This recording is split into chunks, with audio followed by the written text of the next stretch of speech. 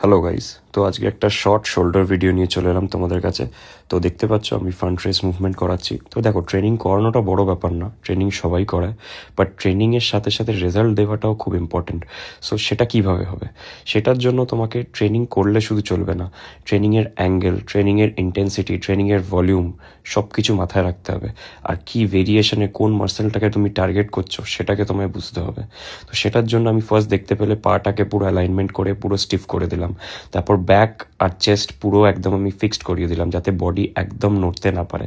তারপরে আমি দেখতে পাচ্ছি সেম একটা মুভমেন্টের মধ্যে আমি 3টে ভেরিয়েশন করাবো, যেটা প্রত্যেকটা ভেরিয়েশন আমি অ্যাটলিস্ট 10টা করে করাবো, যেটাতে ও ফেলিয়ার অবধি হিট করবে। আর যখন দেখতে পাচ্ছ ও পারছে না, তো আমি হালকা হালকা পুশ করছি, যেটাতে ও ম্যাক্সিমাম কন্ট্রাকশন ফিল করতে পারছে। লাস্টে কিছুটা আইসোমেট্রিক হোল্ড করানোর পর আমি এই ওয়ার্কআউটটা শেষ করলাম।